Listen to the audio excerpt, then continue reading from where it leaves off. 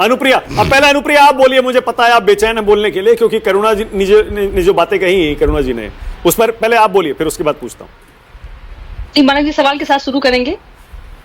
तो ठीक है, फिर आप बताइए, कन्हैया कुमार अगर बिहार के चुनाव में कांग्रेस का चेहरा बनते हैं तो इधर तेजस्वी, कन्हैया, राहुल गांधी, यूपी में 2 लड़कों की जोड़ी थी, यहां तो 3-3 लड़के हो रहे हैं।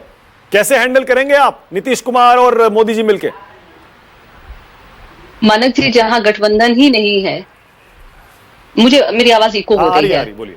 हाँ, ठीक करवा रहा हूँ, बोलिए। नहीं, इको हो रही है। हाँ, मैं करवाता हूँ, बोलिए। मानक जी, जहां पे गठबंधन ही नहीं है, जहां पे 2 क्या 3 क्या आपस में कोई गठबंधन हो ही नहीं पा रहा है, एक दूसरे से प्रतिस्पर्धा हो रही है और यात्राओं की बात हो रही है। विनोद जी की मैं बातों से थोड़ा शुरू करूंगी। उन्होंने कहा कि देखिए, कांग्रेस वह इस फिराक में है कि वो अपने आप को इतना मजबूत कर ले कि वो टिकट जब मिले तो चुनाव जीत जाए।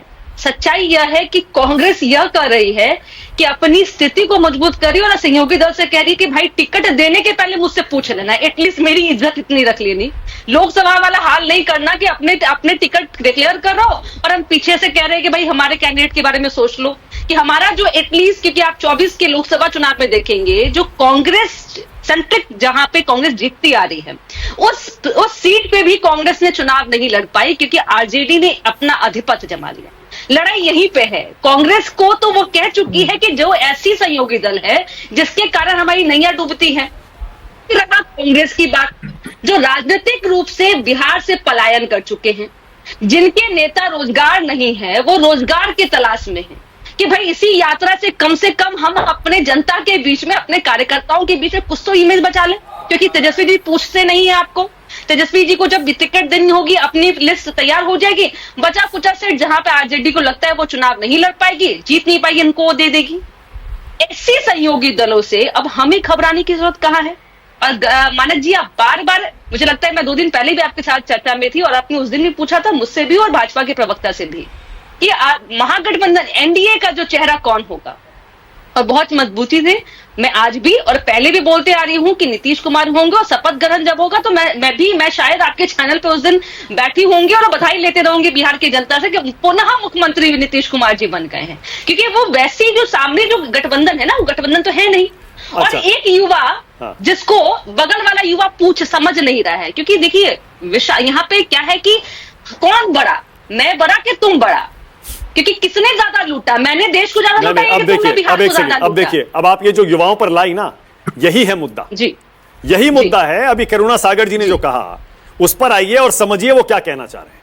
वो ये कह रहे हैं एक तरफ नीतीश कुमार जी हैं, उनके मुताबिक नीतीश कुमार जी की मानसिक स्थिति ठीक नहीं है, उनके बस का है नहीं, वो यानी बुजुर्ग हो गए, अब वो नहीं चला सकते, और यही बात आरजेडी भी कहती है।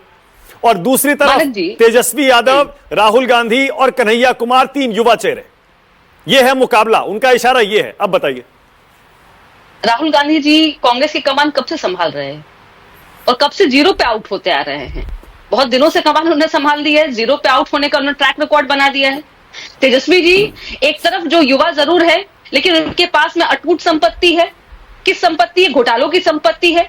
वैसे युवा, और एक कन्हैया कुमार जी तो बेचारे, मुझे लगता है कि कांग्रेस वाले ने फंसा दिया उनको, उनकी नैया तो भाई डुबाने के लिए उन्होंने कह दिया कि भाई ऐसा है कि तुम बस अब चल जाओ, अब देख लो कि तेजस्वी ने अगर कहीं हमारी जमीन बचा रखी है तो वहां बचा लो जमीन को। अब आप जिस युवाओं की बात करें मानक जी, मैं विषय पे आती हूँ कि थोड़ा ठीक है, हम सहयोगी दल है, हम अपनी राजनीतिक जब भी कटाक्ष वो बोलेंगे, लेकिन बिहार की स्थिति मैं बता रही हूँ कि नीतीश कुमार जी के बारे में आप कह रहे हैं, वही नीतीश कुमार जी कि जिनके शासनकाल में 2020 के हम लोग विधानसभा की मैं बात करती हूँ, बहुत पुरानी बात मैं नहीं करूंगी, हमने कहा कि 10 लाख रोजगार देंगे, 10 लाख हम नौकरी देंगे।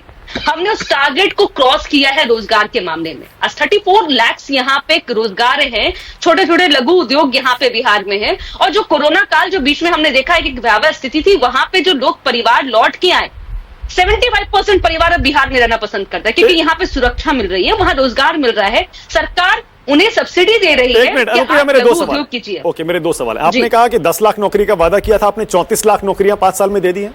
नहीं, रोजगार मैं कह रही हूं। ठीक है, रोजगार ओके। दूसरा आपने कहा 9 लाख समथिंग हम लोग नौकरी को, हम लोग 10 सालों का जो हमारा 10 लाख का वादा था, उसमें 9 समथिंग लाख हमारे हैं अभी फिलहाल नौकरी में। ओके, पर 32 लाख रोजगार आपने दिए हैं जी, ठीक है ओके। दूसरा अभी आपने ये जिक्र किया कि कोरोना के समय जो लोग गए थे, अब 71% लोग बिहार में ही रहना चाहते हैं। ये कौन से 71% जो आए थे वापस कोरोना के दौरान, वो 71% वापस नहीं गए, आप ये कह रही हैं? बिल्कुल, मैं कह रही हूँ कि ग्रामीण आप जब बिहार में लौटेंगे, और मैं फिर कह रही हूँ क्योंकि मुझे झूठ, बाकी वैसे आरजेडी के लोग की तरह मैं प्रवक्ता नहीं हूँ कि मैं झूठ बोलूंगी, बहुत फैक्ट पे मैं बोल रही हूँ कि जो लोग लौट के आए, क्योंकि उनको लगा कि जिस तरह की भयावह स्थिति थी, पैदल लोग बिहार की ओर आ रहे थे, कोई सुविधा उस समय नहीं हो पाई थी, बहुत भयावह स्थिति थी। अब जब बिहार सरकार ने लघु उद्योग पे महिलाओं को 0 सब्सिडी यहाँ पे मिलती है कि आपको किसी तरह आपने लोन लिया है तो आपको सब्सिडी देने की जरूरत नहीं है, वैसे लोग अब महिलाएं यहाँ पे, क्योंकि मैं अगर रोजगार की मैं बात करूं, 34 लाख मैंने जो कहा है आपको, उसमें अधिकतर जो रोजगार है वो ग्रामीण परिवेश में है, शहरी इलाकों में नहीं। पर ये आंकड़ा आया कहां से आपके पास? ये 71% लोग जो कोविड में वापस आए थे वो वापस गए ही नहीं और बिहार में ही अब रहते हैं। हमने जातीय आधारित गणना कराई, आर्थिक सर्वेक्षण हमने कराया। अच्छा। हमने उन आंकड़ों पे किया कि हमारे, अगर मैं फिर कहूँ कि अगर स्वास्थ्य की, मैं थोड़ा और भी मैं इसको एलिब्रेट कर दूं, स्वास्थ्य की बात भी कर रहे थे। बस ठंड के दिन में 2 महीने, मैं 4 महीने पहले नीतीश कुमार जी पूरे बिहार का भ्रमण किया और उन्होंने देखा किन योजनाओं में हमारी कहाँ अभी पकड़ मजबूत नहीं हुए, किन योजनाओं ने अभी उस तरह से लोगों की मजबूती नहीं दी है। उन योजनाओं के लिए हमने अपने बजट में, हमने बजट की संख्याओं को हमने बढ़ाया है, संख्या को। तो अगर ऐसी मजबूत सरकार है जो निरंतर सोच रही है, ओके, जातीय गणना के बाद, एक मिनट, जातीय आधारित गणना के बाद वैसे लोग जो विकास की मुख्यधारा से नहीं जुड़ पाए, अब भी आजादी के बाद में, उसके लिए आरक्षण की सीमा को हमने बढ़ाने का काम किया। यात्रा के बाद नीतीश कुमार जी ने देखा कि किन योजनाओं से अभी भी लाभ नहीं हो पाया है, किन योजनाओं पे हमें और पैसे खर्च करने की जरूरत है, अनुप्रिया वहां खर्च कर रही है। अनुप्रिया, तो अब कैसे आप कहेंगे कि एक लूटने वाली सरकार से काम करने वाली अनुप्रिया, कुछ दिन पहले तक की जनता नहीं चुनेगी? अनुप्रिया, कुछ दिन पहले तक जेडीयू के प्रवक्ता बड़ा नाराज हो जाते थे जब आरजेडी कांग्रेस के कोई भी प्रवक्ता या नेता नीतीश कुमार जी की मानसिक हालत के बारे में कोई कमेंट करते थे। आज आप इग्नोर कर रही हैं, क्या ये आपकी स्ट्रेटजी है? क्या इग्नोर नहीं कर रही हूँ, नहीं बिल्कुल नहीं, मैं बिल्कुल इग्नोर नहीं कर रही। मैं बिल्कुल भी कड़े चेतावनी में कह रही हूँ वैसे व्यक्तियों को कि जो नीतीश कुमार जी के नहीं। शक्ति भाई, 1 सेकंड रुकिए ना, अभी आ रहा हूँ, 1 सेकंड भाई। बड़े भाई हैं आप और मैं आपका आदर करती हूँ, 2 मिनट समय दीजिएगा भाई, छोटी बहन होने के नाते इतना तो आप दे ही सकते हैं मौका। बोलिए। मैं ये कह रही हूँ कि बिल्कुल नहीं, और मैं चुनौती देती हूँ उन लोगों को कि जो इस तरह की स्ट्रैटेजी, नीचे स्तर की राजनीति कर रहे हैं। बिहार की जनता बहुत ही प्रबुद्ध है और बहुत अपने आप को सुरक्षित महसूस करती है नीतीश कुमार जी के शासनकाल में। और मैं फिर कह रही हूँ कि आधी आबादी हमारे साथ है, ठीक है, युवा वर्ग प्रोफेसर जो रोजगार है, professor Vineet, okay, professor Vineet.